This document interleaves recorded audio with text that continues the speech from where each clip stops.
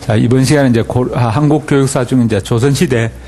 자, 조선시대 이제 학교 제도인데, 자, 중세는, 고려시대 조선 중세는 중등교육까지, 국가에서 고등교육뿐만 아니라 중등교육까지 힘쓰게 됩니다. 자, 그래서 아직 초등은 국가에서 관여하지 못하고 그냥 방임된 그런 상태고, 중등교육까지 국가에서 이제 관여하는 상태인데, 중등교육, 조선시대는 이렇게 사부학당, 동부, 서부, 남부, 중부 합쳐서 이제 사부입니다. 이걸 줄여서 사학이다, 이렇게 부릅니다.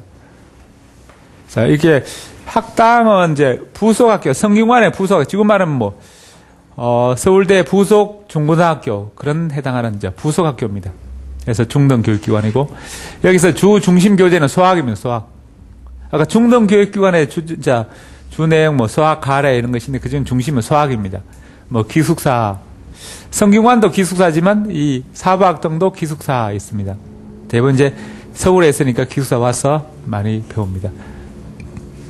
그래서 부속학교라서 어떤 문면은 없습니다. 자, 공자한테 제사 지낼 때는 성균관에 가서 성균관에서 이렇게 제사 지낼 때 학생들이 다 참여하게 됩니다. 자체적으로 이렇게 제사 지내는 기관은 없습니다. 그래서 그 가르치는 사람은 교수나 훈도고. 자, 성균관이나 국자감, 그다음에 국학 같은 데는 가르치는 사람은 박사조교입니다. 박사조교. 그런데 여기는 교수 훈도입니다. 그래서 교수 훈도 사부학당은. 그 다음에 이제 향교는, 자, 지방의 학교입니다. 시골에 있는 학교라서 향교인데, 고려시대는 이걸 향학이라 이렇게, 지방에 있는, 시골에 있는 학교라 해서 향학이라고 불렀는데, 자, 조선시대는 향교라고 부릅니다. 또는 향학, 향교, 같은 말입니다. 그 다음에 이제 지방재정, 그러니까 시골의 학교니까 시골에서 만듭니다. 공립학교. 지금 우리 공립학교는 누가 만든 거야? 지방자치단체, 교육감이 한마디로 시도에서 만들게 됩니다. 국가에서 만든 국립이고 지방에서 만든 것은 공립인데, 공립학교는 시도 교육감이 만들게 됩니다. 그런데 자, 조선시대 향교는 지방 관찰사, 이렇게 지방재정에 의해서 지방에서 만들어집니다. 그래서 지방에서 운영하고 국가에서는 도와주는 것입니다. 지금도 지방에서, 시도에서 학교, 공립학교를 만들고, 공립중고등학교, 초등학교 만들고, 국가에서 교부금으로 지원해 줍니다. 그래서 국가에 만든 것은 국립인데, 우리 지금 대부분 교육제도는 공립학교입니다. 국립은 몇 개 없고, 대부분 다 공립이고, 그 다음에 사립. 공립이 한 60, 70%고, 나머지 사립이 한 3, 40%. 국립은 5% 정도 이렇게 학교가 있습니다. 대부분 우리나라 초등학교 사립 몇 개 없고, 나머지는 초등학교는 대부분 다 한 95%가 공립이고, 한 5%가 사립이고, 서울에도 한 4, 5개 이렇게 사립학교가 있습니다. 중학교는 거의 한 55%가 이 공립이고, 한 45%가 사립인데, 대학교는 반대로 사립이 거의 3분의 한 60%, 70% 정도고, 자, 공립은 한 30%, 다음 국립이 한 10% 정도 이렇게 됩니다. 그래서 마찬가지로 이제 이 조선시대도 지방의 학교는 지방에서 설립하고 국가에서 도와주는 그런 형태입니다. 향교도 중등교육관이고, 여기도 교육교재는 수학입니다. 서울 마찬가지로 지방도 중등학교니까 수학이 주 교재고, 지방제는 지방에서 만드니까 지방의 어떤 관찰사, 감사, 이런 사람들이 교육 행정을 총 책임을 지고 있습니다. 그런데 이 향교에는 교수 훈도 이런 사람이 없으니까, 왜냐하면 교수 훈도 되려면 과거에 합격해야 됩니다. 과거 합격하고 시골에 다시 내려가서 학교 가르치려고, 내가 이제 이 짓 하려고 과거 합격했냐? 안 합니다. 안 갑니다. 안 가니까 임시적으로 대부분 이제 교도나 학장 이런 사람을 임명합니다. 원래 이제 과거 합격하면 소과, 대과를 합격해야 되는데, 소과 정도 합격한 사람을 교도로 해서 교사로 채용합니다. 그러니까 소과 합격한 사람도 안 하려고 합니다. 그러다 보니까 나중에는 학장, 임시적으로. 우리가 정규교사 없으면 기간제 없으면 강사 이렇게 하게 됩니다. 만약에 교수 훈도는 정교사라면 교도는 임시직 정도, 기간제 정도, 기간제 교사 정도 된다면 학장은 그냥 강사, 뭐 방과 교사, 강사 이 정도 됩니다.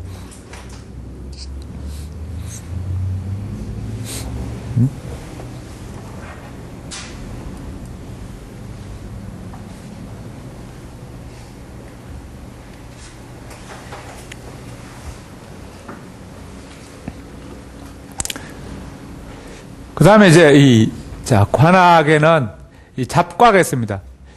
이 고려시대 국자감에서 이렇게 잡과 과목을 가르치는데 성균관에서는 또는 중등 교육기관인 학당에서나 향교에서 이 잡과 기술감을 안 가르칩니다. 그래서 이건 어디서 하는가? 정부에서 하긴 관리하긴 하는데 이걸 학교에서 자체적으로 학교에서 하지 않고 관공서에서 자체적으로 하게 됩니다. 주무관청에서 교육하게 됩니다. 그냥 별도로 학교를 만들지 않고 관공서에 필요한 사람 불러서 일시키면서 어깨너머로 그냥 가르칩니다. 인턴식으로 이렇게 가르칩니다. 학교가 없었다. 잡과를 위한 학교는 별도로 없었다. 대부분 이제 양반들이 가지 않고 중인들이 다녔습니다. 양반들은 유학 배우는 이런 향교나 성균관에 다니고 잡과는 중인들만 다녔습니다. 그래서 과학 발전은 되지 못했다. 사회 지도청 양반들이 다녀야 그게 인기를 얻고 발달하는데 중인들이 다니니까 별로 발달하지 못합니다. 천시하게 됩니다. 다음에 임금인 종친이 다니는 종학도 있었습니다. 한마디로 복선제입니다. 일반인이 다니는 학교와 임금 종친들, 한마디로 여왕벌을 다니는 학교 다른 것입니다. 이렇게 두 가지 종류가 있는 것을 복선제입니다. 물론 현대는 우리가 남녀, 흑인, 백인, 귀족, 서민이 있듯이 바로 이게 임금, 로얄 패밀리가 하는 이렇게 종친들이 다니는 학교로 해서 종학이 별도 있었습니다. 다음에 이제 사부학당. 말고 그 다음에 이제 시골에서 사립학교는 이건 여기 사학이라는 것은 사립학교라는 뜻입니다. 스당이 있습니다. 스당. 스당에는 개인들이 만드는 초등교육권을 서민들이 많이 이용했습니다. 그래서 양반들도 당연히 이제 스당에 다니고 서민들까지 다니니까 범계급, 모든 계급들이 다 다닐 수 있는 범계급적 교육기관입니다. 결국 교육 혜택이 고등교육에서 중등교육, 초등교육으로 점점 이렇게 혜택 오는 과정에서 이 사립학교 중에서 화랑도 같은 경우도 귀족들과 서민들이 같이 다니는 학교고 이 스당도 귀족과 서민이 같이 다니는 그런 학교입니다. 원래는 그 당시 사회 계층상으로는 귀족과 서민이 같이 어울리지 못한 별도로 어울리는데 학교 같은 데는 같이 모여서 공부했습니다. 주로 이제 스당은 시골에 있는 농민들을 교화시키고 그 다음에 시골의 문화, 풍토 이렇게 향풍을 순화시킵니다. 교육시켜서 착한 사람 만드는 것입니다. 다음에 또 능력별 개인 지도입니다. 스당에서는 인원이 한 5명 정도, 3명 내지 5명 이 정도 가르쳤습니다. 초기에는 훈장이 자기 집에서 서재에서 자기 방에 그냥 애들 불러서 과외하는 개인 과외입니다. 그 다음에 조금 늘으면 이제 그룹 과외식입니다. 초기에는 스당이 이렇게 2명에서 1명, 2명, 3명, 5명 이 정도, 5명 이상 넘지 않습니다. 왜냐하면 방이 조그맣답니다. 방 크기가 보통 2m, 3m입니다. 조선시대에 이렇게 양반들 집도 방의 폭이 2m, 3m 정도밖에 안 됩니다. 이렇게 방이 이렇게 크게 넓어진 것은 현대 와서 이렇게 철근같이 넣어서 건물 짓기 시작한부터 이렇게 7자, 8자 이렇게 늘어나는 것입니다. 그래서 그 전까지는 방이 작아서 지금 이제 남산 한옥타운 있습니다. 한옥. 조선시대 대감집 한옥 가보면 방에 딱 들어가면 이불 딱 펴면 딱 같습니다. 큰 방이 2m 정도, 작은 방들은 보통 가로 세로 2m 정도. 그 안방에 서민들은 다닥다닥 이렇게 4명 가족이 같이 살고 양반들도 보통은 이렇게 방들이 온돌 들어가는 방들은 한 2m 정도밖에 안 됩니다. 가로 세로. 그 다음에 이제 대청마루라고 큰 털이 있는데 거기는 밑에 온돌이 안 들어가는 것이 왜냐하면 온돌이 넓어가 밑에 불을 떼서 온기가 전달되는 것은 한 2m, 3m 밖에 안 됩니다.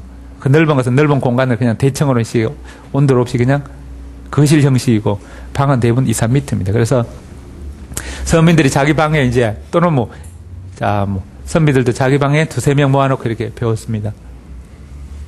그런데 조선 후기로 오면서 이제 사람들이 좀 더 많이 배웁니다. 그래서 7명, 8명 이렇게 늘어나니까 방에 거기 2, 3m 안에 더덕더 못 앉았습니다. 그래서 동네 마을에 정자 같은 거 놓고 거기 나가서 밖에 나가서 가르칩니다. 여름에는 밖에 나가서 뭐 이렇게. 그러다 보면 공간이 작으니까 아이들이 뭐 시간대도 다르고 오는 시간도 다르고 같이 배울 때도 또 아이들이 어떤 애들은 7살 때 오고 어떤 애들은 뭐 집에 농사 짓다가 15살 오고 어떤 애들은 똑똑한 애들은 뭐 5살, 6살에 오고 보통은 한 10살 정도 돼서 옵니다. 그러다 보니까 똑같은 오는 애가 다른 어떤 애는 봄부터 오고 어떤 애는 여름부터 오고 어떤 애는 뭐 가을부터 오고 제각각 옵니다. 그러다 보면 어떤 애는 진도 빠른 애들, 어떤 애는 지금 천자문 하고 어떤 애들은 소학 오고 어떤 사람은 명심보감 뭐 어떤 아이들은 동몽순섭 각자 배우는 진도가 다릅니다. 그러다 보니까 선생님이 좀 아침에 오면 공부 잘하는 사람은 진도가 빠른 애들 가르치고 그 가르치는 진도 좀 배운 애들은 그 옆에 있는 처음 오는 애들 천자문 가르칩니다. 그래서 뭐 수학 배운 사람 명심보감 가르쳐주고 명심보감 배운 사람 그 밑에 자기 후배한테 천자문 가르쳐주고 이럽니다. 그래서 이런 이제 그 학당회 중에서 공부 좀 잘하는 반장 끼긴 학생이 접장입니다. 접장이 또 다른 학생 처음 오는 학생들을 가르쳐 줍니다. 그래서 서당에서 가르치는 선생님 교사가 바로 이제 훈장에 있는데 대부분 이제 아동 중심 교육관이라기보다는 교사 중심의 어떤 교사의 권위를 강조하는 교사 중심 교육관입니다. 그래서 아이들이 오는 시기가 다르니까 능력별 어떤 애들은 천자문 가르치고 어떤 애들은 명심보감 어떤 애는 수학 가르칩니다. 왜냐하면 수학 가르치는 애는 처음에 이제 와서 천자문부터 가르쳐도 진도가 많이 나간 애들이고 그 다음에 진도 몇 달 된 사람은 뭐 명심보감, 동몽성섭 어떤 애 처음 오는 천자문 이렇게 뭐 배우기도 합니다. 그러다 보면 뭐 일찍 온 사람은 진도 많이 나고 최근에 온 사람은 진도 늦게 나고 그러다 보니까 학생들마다 진도가 다르니까 개별 지도할 수밖에 없게 됩니다. 그래서 암송 방식은 하늘 천 따지 거물현 누르왕 지부집주 넓을홍 거칠홍 날일다롤 뭐 잘령 기울척 이러면서 뭐 배우게 됩니다. 그래서 암송 방식이고 순성척이라 이렇게 성이라는 매듭입니다. 매듭에 따라서 가르친다 해서 매듭자입니다. 성척이. 매듭자. 우리가 모내기 할 때 보면 모내기 줄 딱 해서 그 밑에 이렇게 매듭해서 표시를 해놓습니다. 옛날 자들은, 지금 우리는 이제 눈금이 꺼져 있지만, 그 당시 눈금 없어요. 줄에 이제, 새끼줄에 줄 같은 데다가, 이렇게, 그러면, 요즘은 매직이지만 옛날에는 뭐 이렇게 숯으로 이렇게 금을 꺼놓습니다. 10단위는 2개씩, 1단위는 1개씩, 10cm 하나씩, 또 하나씩 해서 1m는 2개 꺼놓고 이렇게 한 자씩 30m 한 자씩 표시됩니다. 그래서 쭉 해서 자로 삼습니다. 그래서 모내기 할 때도 줄 쭉 해놓고 거기서 이제 꼽습니다. 이렇게 매듭자가 성척입니다. 그래서 순성척이라는 매듭자처럼 단계적으로 가르치자. 단계적 교육법입니다. 단계적 교육법. 순성척은 단계적 교육법. 그래서 이렇게 아이들을 가르쳐 동네에 이제 아이들이 좀 많아지니까 집에서 뭐 건물 같은 거 필요합니다. 정자 같은 거 필요하니까 혼자 질 돈이 없으니까 동네 주민들을 모아서 정자 같은 거 짓고 그래서 또 조선 후기로 오면서 이제 좀 서민들도 또 생산이 늘어나서 먹고 살만하니까 애들도 학교에 수당에 보냅니다. 그러다 보니까 애들이 좀 많아집니다. 그 동네 뭐 한 7명, 8명 이렇게 넘어나니까 또 동네 주민들이 이제 돈을 내서 수당의 훈장을 모셔서 월급을 줍니다. 사실 조선시대 월급 받는 사람들이 동네 3사람이 있습니다. 동네 이장, 그 다음에 훈장, 그 다음에 또 한 사람이 배사공. 왜냐면 배사공은 계속 거기 배만 적고 있습니다. 농사질 없으면 먹고 살아야 되니까 동네 주민들이 그 배 타는 사람들이 여름에 배 한 마리씩, 보리 한 마리씩, 가을에 추수하면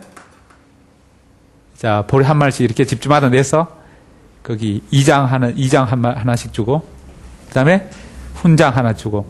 왜냐면 훈장도 애들 가르치는 거 일 못하니까, 먹고 살아야 되니까. 또 배사강도 배를 지어서는 먹고 살기 힘들고 동네 주민들이 농사 짓는 사람이 거둬주게 됩니다.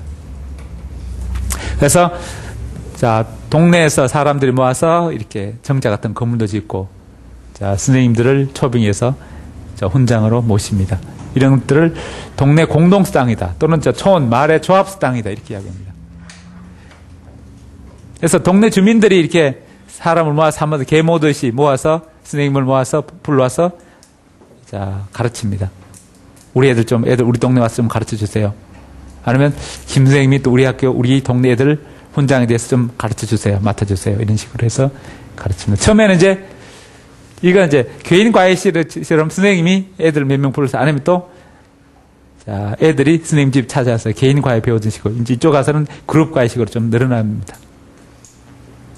그래서 초기에는 수당 형태가 서재수당 또는 자영수당, 그다음 후기로 갈수록 동네 공동수당 또는 촌조합수당 형태로 바뀌게 됩니다.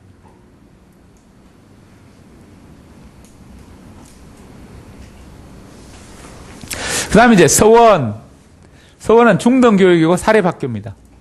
초기에는 학당이 유행하는데, 학당도 보면 이렇게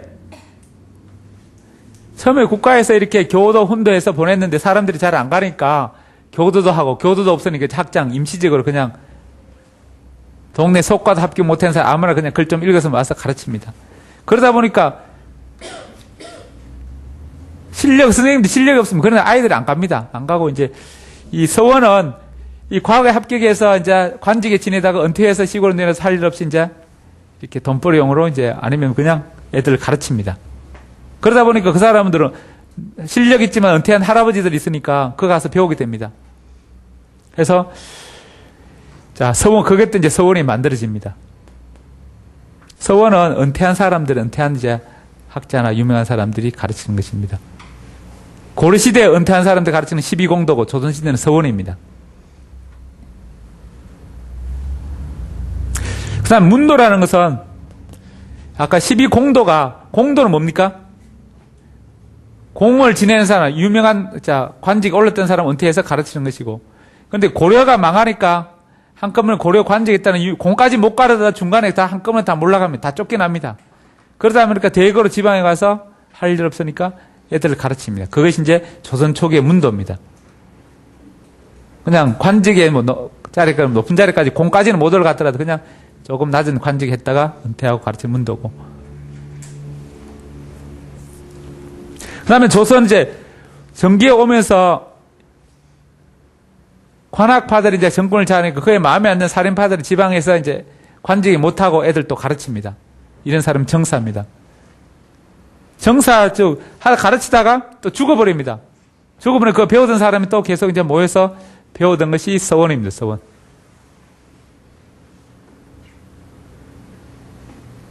그래서 서원은 유명한 공신들을 공신들이나 그런 사람을 제사를 지내면서 서원이 점점 만들어가게 됩니다.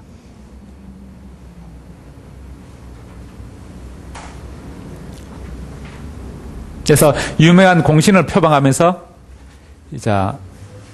주로 관직에서 은퇴한 사람들이 학교를 만드는 것이 서원입니다. 여기는 사립학교니까 공자의 제사 지낼 수 권리가 없으면 못 지냅니다. 공자를 제사 지내면 국가의 지원을 받는 그런 관왕에서만 제사 지낼 수 있습니다. 공자를 제사 못 지내고, 그래서 문묘도 없습니다. 그래서 여기는 제사를 누구한테 지내는가? 공신들이나 유명한 유학자들에게 제사 지냅니다. 송시열 사당이다, 또는 유성룡 사당이다, 또는 이황수당이다, 일국수당이다, 이렇게 해서 그런 사당을 만들고 제사 지내는 것이 서원입니다. 그래서 이황을 지내면 도산서원, 등등 이런 것들입니다.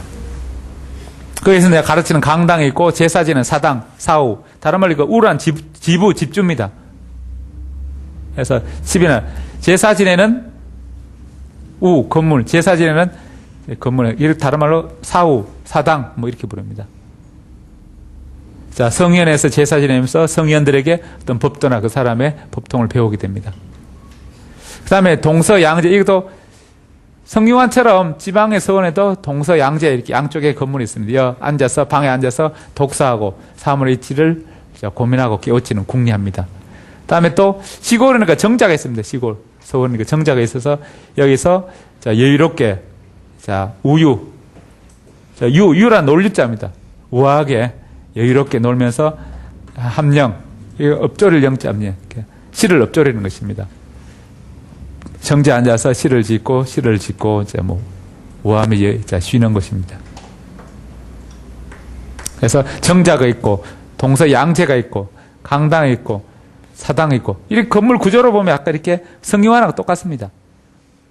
단지 이제 제사를 여기는 성경화에는 공자에서 제사 지내고 여기서는 유명한 공신에게 제사 지내는 그 정도 차이고. 그래서 그냥 사오가 성균관에서는 대성전, 이 강당은 성균관에서는 명륜당 뭐 이렇게 부릅니다. 명륜동에 있어서 명륜당 그렇습니다. 단지 이제 없는 게 정자가 더 추가되어 있다. 그 점이 차이점입니다. 따라서 이제 사부학당 동부, 서부, 남부, 중부 부속학교 자, 그 다음에 소학이 중심 자, 기숙사 자, 교수 훈도 자, 문묘가 없었다. 그 다음에 향교 지방학교 국가 지원 자, 교도 학장 자, 잡과 관악 중인들 지원 자, 과학발전 저해 준무관청에서 교육 학교가 없었다. 그 다음에 서당 사설 초등교육기관 자, 서민들 이용 범계급적 교육기관 자, 개별적 능력별 개별지도 자, 훈장 접장 자영서당 서재서당 동네 공동수당 촌조합수당 그 다음에 서원 자, 명유공신제사 자, 문묘가 없었다. 자, 이게 이 사부학당에도 문묘가 없고 그 다음에 서원에도 문묘가 없습니다. 그 다음에 지방에 자, 향교에는 국가를 대표하는 공립기관에서 향교에는 자, 이 공자를 제사한 문묘가 있는데 서울에 있는 사부학당에는 부속학교라서 문묘가 없습니다. 자, 따라서요. 강당, 사우, 동서양제, 정자 자, 이런 건물 구조를 갖고 있습니다. 다음 이제 조선시대 과거제도인데 고려시대는 이제 과거제도가 일청제 한마디로 한 번에 합격자를 결정, 한 번 시험 보고 합격자를 결정합니다. 하루에 그냥 합격자 안 납니다. 그런데 조선시대는 삼청제입니다. 삼청제. 3차에 걸쳐서 합격자를 냅니다. 우리가 임용시험도 삼청제입니다. 1차 합격자에서 그 중에 합격자만 2차 칠 수 있습니다. 2차. 그래서 2차 합격자가 또 3차 쳐서 3차 합격, 최종 합격되는 게 삼청제입니다. 합격자를 3번을 걸러냅니다. 1청제는 쭉 시험 치고 한 번에 이제 합격자를 한 번 결정합니다. 그래서 합격된 사람, 최종 합격되는 것이고, 3청제는 중간 합격자 내서 떨어뜨려서 최종 합격, 3단계로 거치는 것이 3청제입니다. 그만큼 고려시대보다 조선시대 오면서 이렇게 과거 제도가 더 정교화되고 발달하는 것입니다. 이 3청제는 뭐 고려 말에 바뀌어서 고려 이제 초기 중기까지는 1청제를 하다가 고려 말에 바뀌어서 조선시대까지 대부분 3청제로 가게 됩니다. 그래서 고려시대 제도나 조선시대 제도 비슷한데 고려시대 했던 명칭이 후기에 대부분 명칭이 바뀌어서 조선시대 그대로 사용되게 됩니다. 아까 국자감도 고려 자 말에 성균관으로 바뀌어서 조선시대 계속 성균관 사용하고 자 국자감의 대표 총장격인 사람이 판사가 고려 말에 대사성으로 바뀌어서 조선시대 계속 대사성으로 있게 됩니다. 자, 이 과거제도인데 과거제도 문과, 문신을 뽑는 문과, 무신을 뽑는 우과, 그 다음에 기술 관리를 뽑는 잡과 이렇게 있습니다. 대과는 자, 임금에서 의전에서 보는 최종시험 전시가 있고, 그 다음에, 자, 서울에서 보는 복시가 있고, 각 지방에서 보는 초시가 있습니다. 그런데, 보통 이제, 그런데, 초시, 복시를 대부분 이제 서울에서 같이 보거나 성균관에 보거나 개별 장소에서 보게 됩니다. 자, 초시 같은 경우도 성균관에서 볼 수도 있고, 그 다음에 예조에서 보는 경우도 있습니다. 대부분 중앙에서 많이 보는데, 속과 같은 경우도, 속과는 이제 주로 지방에서 봅니다. 지방이라는 것은 1단계랍니다. 예를 들어, 자, 우리가 미스 코리아 선발할 때 서울 대표, 경기 대표, 뭐 부산 대표 봅니다. 마찬가지로 속과는 서울 속과, 경기 속과, 또는 충청 속과, 전라 속과, 뭐 이렇게 평안, 황해 이렇게 속과가 있습니다. 그래서 거기서 각 관찰서별로 뽑아서 그것을 최종 합격된 사람이 이제 서울에 와서 대과를 보게 됩니다.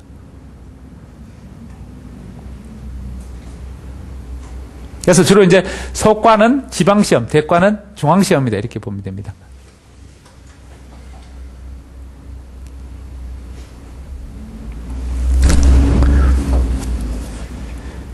자, 진사고등학교, 아까 생원과는 경전에 밝은 사람, 진사과는 재술에 밝은 사람 해서 생원, 진사, 인사를 합격해서 자, 서울에 가서 이제 대과를 보게 됩니다.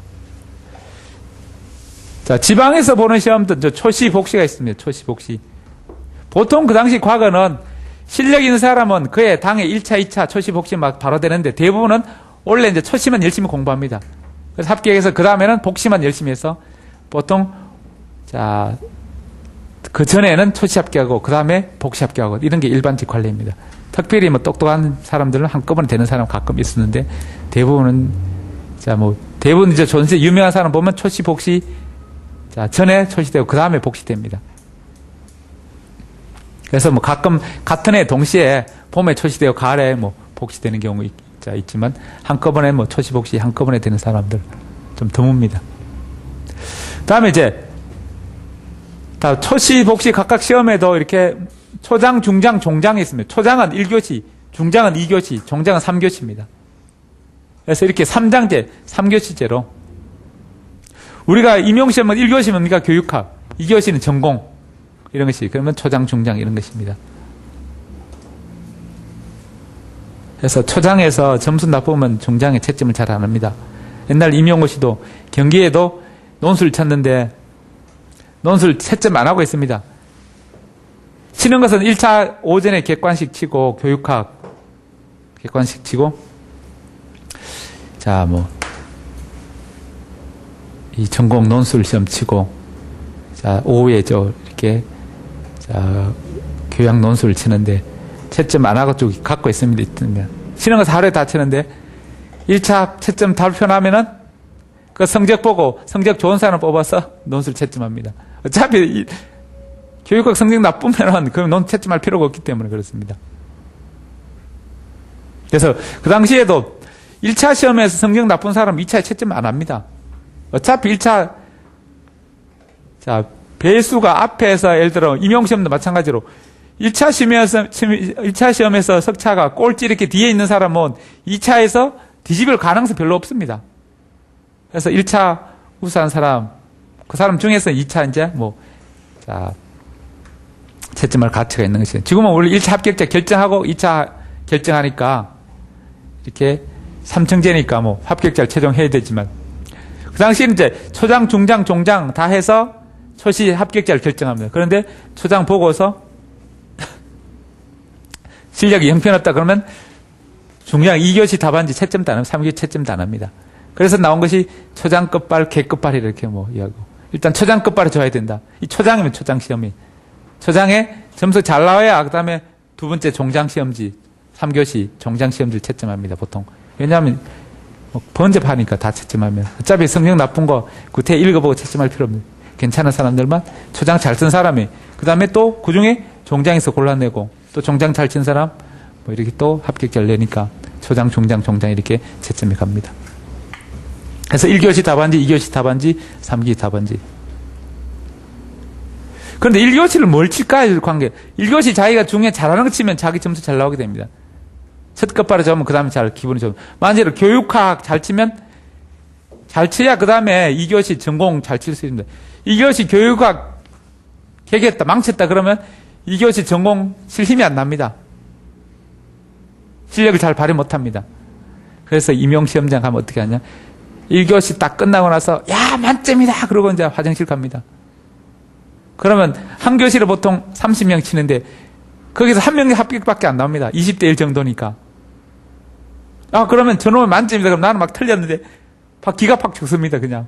쟤는 실제로 만점 아닌데 그냥 나오면서, 와, 만점이다 하고 이제 화장실 갑니다. 1교시 마치고. 심리는 고도의 심리제입니다.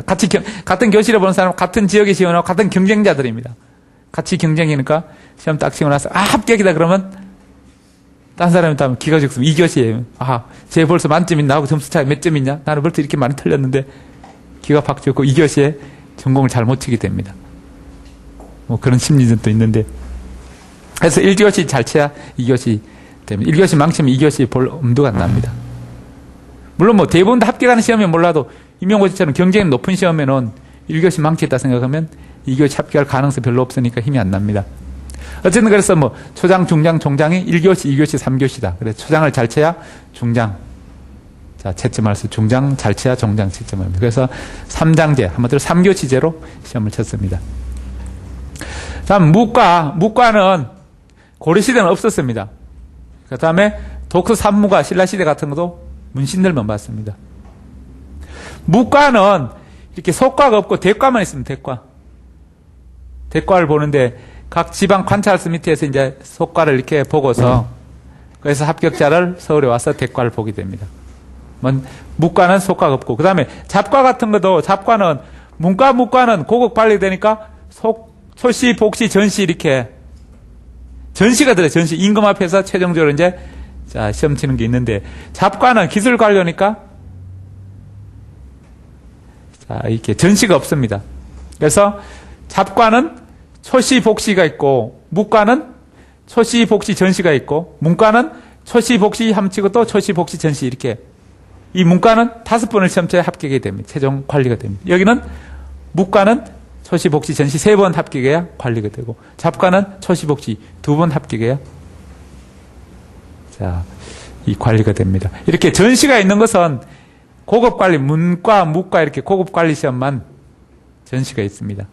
임금 직접 자 관전하는 시험인데 학업 시험은 전시가 없이 그냥 초시, 복시 2가지로 합격자를 결정합니다. 그래서 초시 합격자, 복시 합격자, 그 다음에 전시.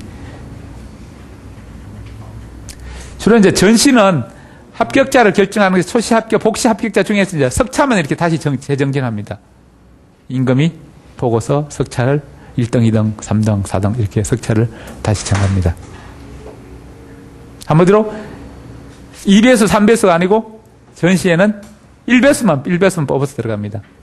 어차피 탈락자가 뭐 특별히 이상한 사람 아니면 탈락자가 없습니다. 보통 우리가 임용시험 1차는 2배수, 2차는 1.5, 1.3 이렇게 있는데 여기 초시, 복시는 뭐 처음에는 이제 초시인 뭐 2배수, 복시 뭐 1.5배수, 그 다음에 전시는 한 1배수 정도 이렇게 대충 나옵니다.